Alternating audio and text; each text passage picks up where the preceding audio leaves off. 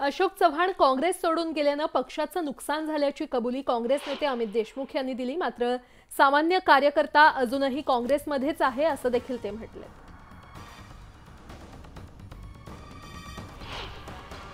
अशोकराव चव्हाणांनी काँग्रेस पक्ष सोडायला नको होता ही माझी भूमिका पहिल्या दिवसापासून राहिलेली आहे आणि त्यांनी काँग्रेस पक्ष का सोडला याची कारणं ते सांगू शकतील।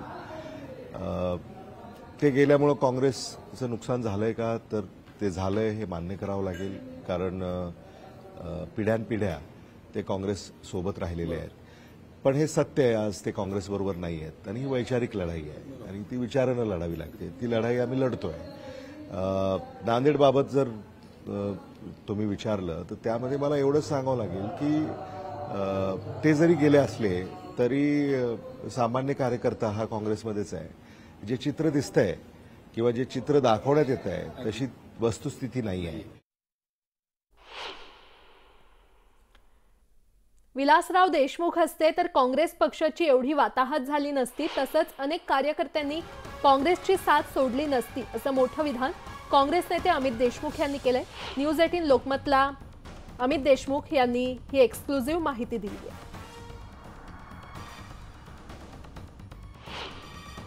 स्वर्गीय विलासराव देशमुख जर आज असते तर राज्यातले काँग्रेसला जी काही वागणूक मिळते, मग ते सांगलीच्या बाबतीत झालं असेल, मुंबईच्या बाबतीत झालं असेल किंवा अजून काही, वाटतंय काही गोष्टी बदलतायत, काही त्याची अडचण येत्या का? नाही, आदरणीय विलासराव देशमुख साहेबांचं नेतृत्व तर सर्वांनाच मान्य आहे आणि त्यांच्या अकाली जाण्यानं काँग्रेस पक्षाचं नुकसान झालंय का तर झालंय आणि त्यामुळं ते असते तर निश्चितच काँग्रेसची परिस्थिती जी तुम्ही म्हणताय बिकट आहे तेवढी ती बिकट राहिली नसती आणि एक आधार असतो। म्हणजे आज आमचे सगळे जे नेते आहेत ते सुद्धा हे बोलून दाखवतात की आदरणीय विलासराव देशमुख असते तर आम्हाला आधार असता, आम्हाला योग्य दिशा त्यांनी दाखवली असती आणि एवढी वाताहत झाली नसती। पक्षांमध्ये जी पक्षांतरं होत आहेत कदाचित त्याच्यावर थोडासा त्यांचा प्रभाव राहिला असता। असं जरी असलं तरी काँग्रेस पक्ष जोमानं कामाला लागलेला आहे।